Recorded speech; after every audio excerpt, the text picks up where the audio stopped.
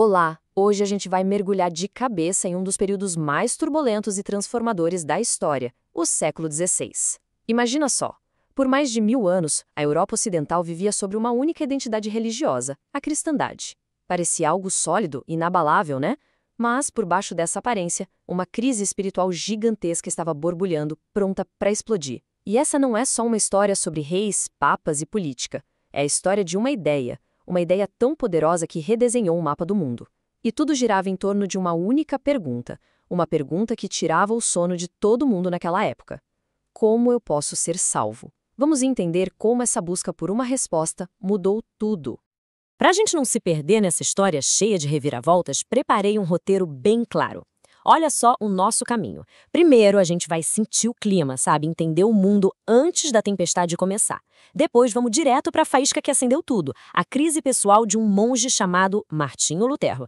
A partir daí, a gente vai ver como esse fogo se espalhou, chegando na Suíça, com figuras como Zwinglio e Calvino, e também com os grupos mais radicais, os anabatistas. Na sequência, vamos analisar a resposta da Igreja Católica, a chamada Contra-Reforma, com o Concílio de Trento. E para fechar, a gente vai discutir o que sobrou de tudo isso, o legado desse mundo que se partiu. Preparados? Então vamos lá. Bom, antes de qualquer grande explosão, sempre existe uma tensão acumulada, né? E no final do século XV, o ar na Europa era pesado. Na superfície, tudo parecia unido sob a autoridade de Roma, mas essa unidade era, na verdade, bem frágil. Era como uma rachadura fina numa parede, que ninguém nota até tudo desmoronar. Por baixo dessa aparente calma, corria um rio de ansiedade.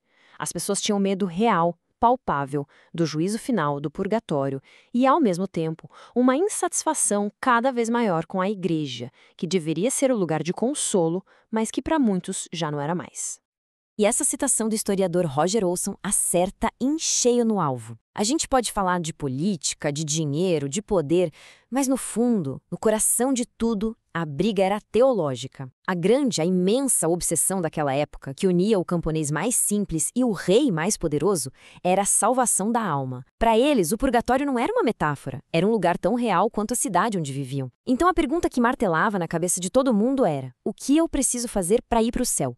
E foram as diferentes respostas para essa única pergunta que, literalmente, explodiram um continente em pedaços. E olha, os sinais dessa crise estavam por toda parte. Era só olhar em volta. Você tinha papas que agiam mais como generais e políticos do que como líderes espirituais. A corrupção no clero era algo que todo mundo via e comentava. E aí veio a gota d'água para muitos: a venda de indulgências. Basicamente, era a ideia de que você podia comprar o perdão de Deus ou diminuir o tempo de um parente no purgatório. A salvação virou um produto. Enquanto isso, a teologia oficial da Igreja, a tal da escolástica, era super complexa, cheia de debates filosóficos que não diziam nada para a pessoa comum que só queria saber como aliviar sua angústia. Era a receita perfeita para o desastre, um verdadeiro barril de pólvora. Certo, mas um barril de pólvora não explode sozinho, ele precisa de um estopim. E a reforma de 1517 não surgiu do vácuo. Ela foi, na verdade, o ponto final, o clímax de um processo que já vinha rolando há muito tempo. Por séculos, vozes corajosas já estavam pedindo mudanças. E, junto com essas vozes, novas ferramentas, tanto de pensamento quanto de tecnologia, estavam preparando o terreno para o que estava por vir. Olha só essa linha do tempo. Ela mostra que as ideias da reforma não eram exatamente novas. Muito antes de Lutero sonhar em ser monge, lá no século XIV, o inglês chamado John Wycliffe já batia na tecla de que a autoridade máxima era a Bíblia, não o Papa. Ele chegou a chamar o Papa de anticristo, imagina a coragem. Depois dele, John Huss, na Boêmia, defendeu ideias parecidas e por isso foi queimado na fogueira.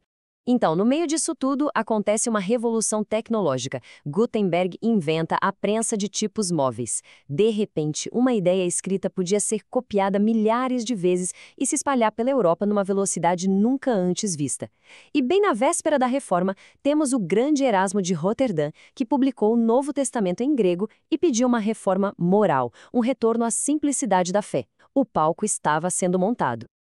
E falar de Erasmus nos leva direto a um movimento intelectual que foi fundamental para tudo isso: o humanismo renascentista. O lema deles era uma frase em latim, ad fontes. O que isso quer dizer? Simples: de volta às fontes.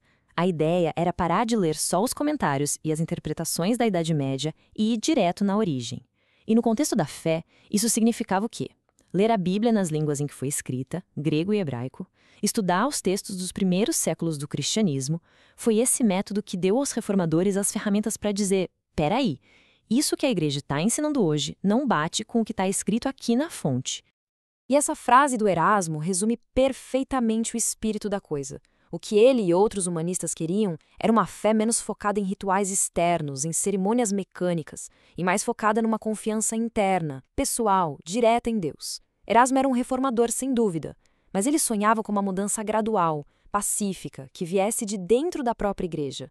Ele, digamos, preparou a lenha e arrumou tudo bonitinho, mas quem viria para tacar fogo em tudo, com um temperamento bem menos paciente, seria outra pessoa. Então, resumindo essa primeira parte, o cenário estava perfeito para uma grande mudança. A gente tinha críticas antigas contra a igreja, um novo jeito de estudar os textos antigos que dava base para essas críticas, e uma nova tecnologia, a imprensa, prontinha para espalhar qualquer ideia nova como um vírus. A mesa estava posta, faltava só a faísca. E essa faísca viria de um lugar inesperado, a alma atormentada de um monge na Alemanha. E agora a gente entra na vida desse personagem central, Martinho Lutero. É super importante entender uma coisa. A reforma não começou porque Lutero queria criar uma nova igreja ou lutar contra o Papa. Não. Ela começou com uma crise interna, uma agonia espiritual profunda desse homem. A briga dele, no início, não era contra Roma. Era uma briga dele com ele mesmo e com a imagem de um Deus que, para ele, era um juiz terrível e furioso. Ele tinha até uma palavra em alemão para descrever o que sentia: Anfechtungen. A gente poderia traduzir como ataques de angústia espiritual, quase como crises de pânico diante da santidade de Deus. Ele se sentia totalmente condenado. E como monge, ele fez tudo o que a igreja mandava, e mais um pouco. Jejuava até desmaiar, passava horas em oração, se confessava por horas a fio, detalhando cada pecadinho. Mas nada funcionava. Pelo contrário, quanto mais ele se esforçava para ser perfeito, mais ele sentia o peso do seu pecado. A busca dele era desesperada por um Deus gracioso, um Deus que ele pudesse amar, e não só ter um medo paralisante. E a grande virada de chave aconteceu quando ele estava preparando aulas sobre a carta de Paulo aos Romanos, na Bíblia. A interpretação padrão da época dizia que a justiça de Deus era uma justiça ativa, ou seja, era o padrão de perfeição que Deus exige da gente. Para Lutero isso era puro terror, porque ele sabia que nunca alcançaria esse padrão. A descoberta que mudou tudo foi entender que a justiça de Deus no Evangelho é uma justiça passiva. Não é algo que Deus exige, mas algo que Ele dá de presente para a gente.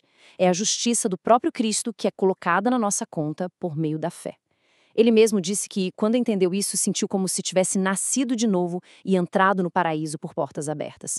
E essa descoberta se tornou a grande bandeira, o coração da reforma, sola fide, que em latim significa somente pela fé.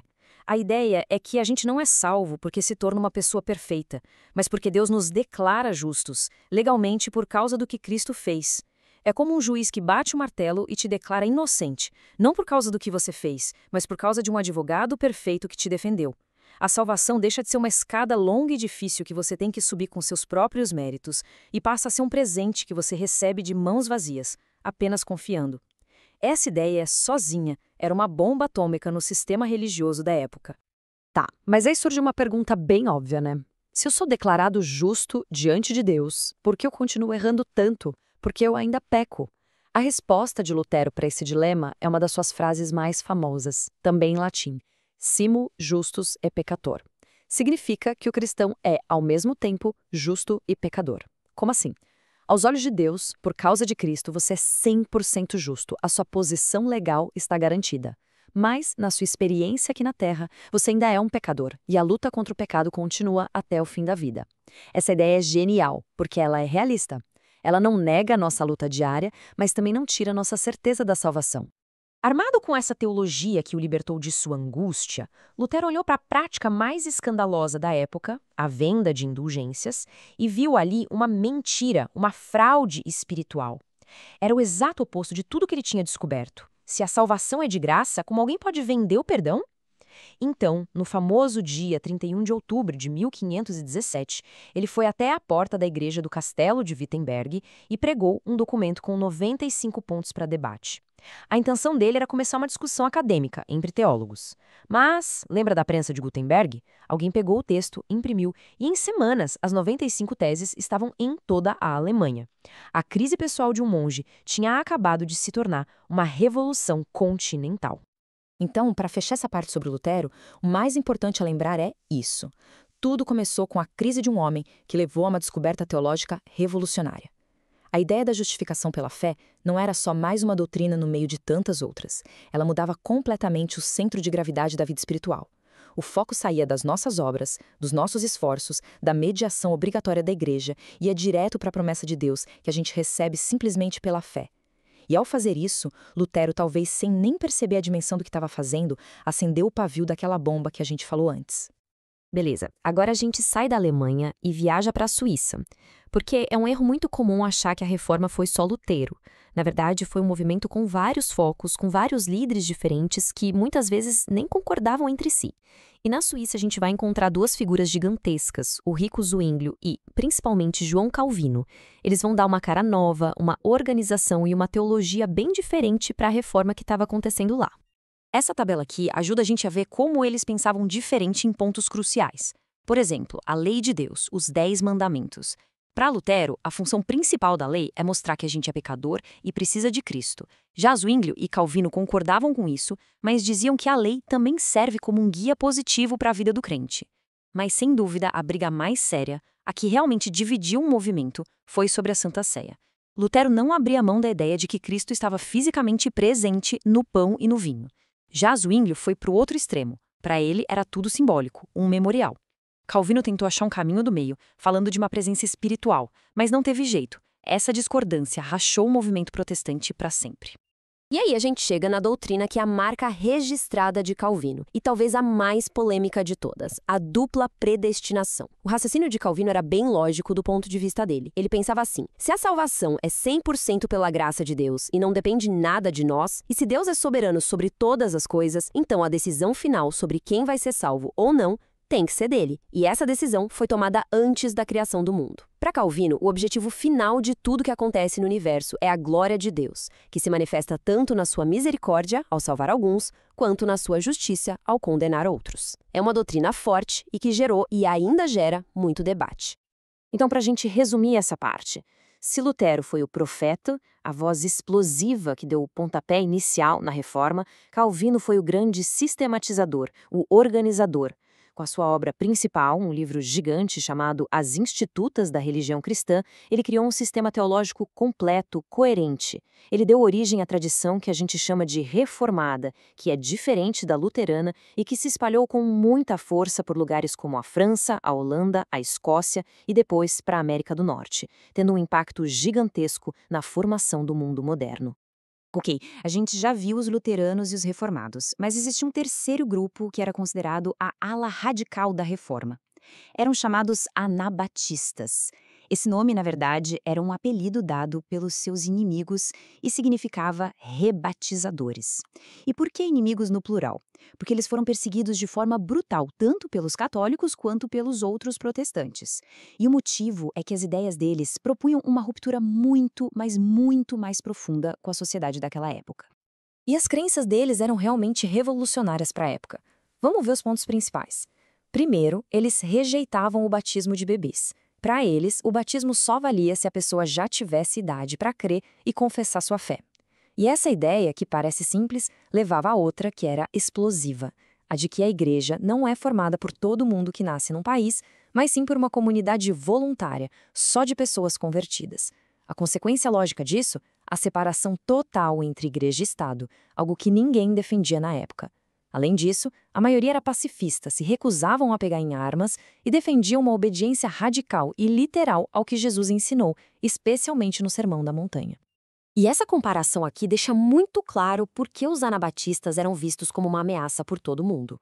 O modelo que existia há mais de 1000 anos, desde o Império Romano, era o da igreja magisterial ou cristandade. A ideia era que a igreja e a sociedade eram uma coisa só. Você nascia num país, era automaticamente batizado e se tornava membro da igreja daquele lugar. O governo protegia a igreja oficial.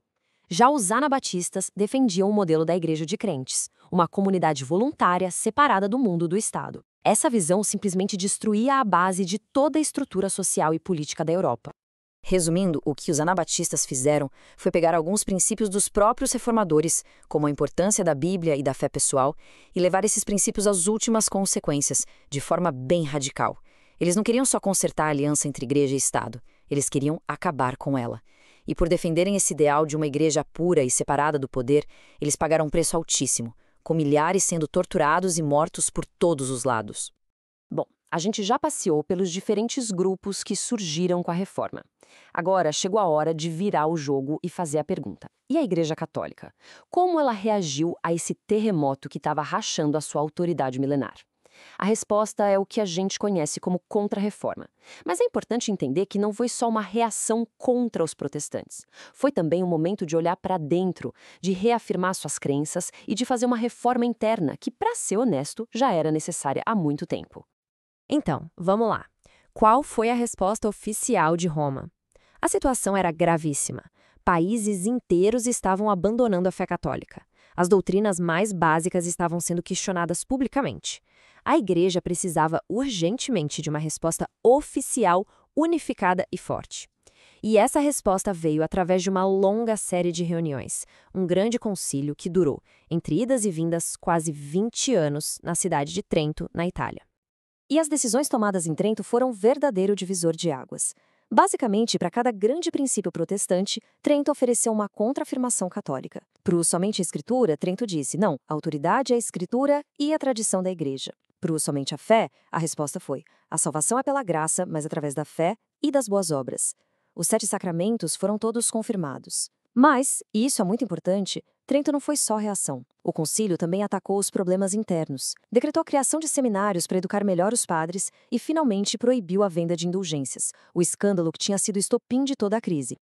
Então, para resumir, o Concílio de Trento teve um duplo efeito. Por um lado, ele traçou uma linha muito clara na areia, definiu exatamente o que era ser católico, rejeitou firmemente as doutrinas protestantes e solidificou a teologia da Igreja por 400 anos. Por outro lado, iniciou um processo de reforma e renovação interna. O resultado foi uma Igreja Católica mais forte, mais disciplinada, mas também uma Europa com uma divisão religiosa muito mais profunda e, a partir dali, permanente. E se a gente olhasse um mapa da Europa por volta de 1600, o resultado de tudo isso seria visível. Aquela antiga unidade religiosa da Idade Média acabou, estava completamente estilhaçada. Você teria o luteranismo dominando o norte da Alemanha, a Escandinávia, o calvinismo forte na Suíça, na Holanda, na Escócia, a Inglaterra com sua própria igreja, a anglicana, e o catolicismo se reafirmando com força no sul, em Portugal, Espanha, Itália, França. A fratura era um fato consumado. Bom, estamos chegando ao final da nossa viagem por esse século tão intenso. E o que a gente pode concluir? Que o século XVI foi, sem dúvida, um tempo de divisão, de conflitos violentos e amargos. Mas, ao mesmo tempo, foi um período incrivelmente fértil. Foi uma época que forçou as pessoas a pensarem em questões profundas sobre fé, sobre liberdade, sobre autoridade, e as perguntas que eles fizeram naquela época continuam ecoando até hoje. O legado que a reforma deixou é simplesmente gigantesco. Sim, ela destruiu a unidade religiosa da Europa. Mas, por outro lado, ela colocou a consciência do indivíduo em primeiro plano.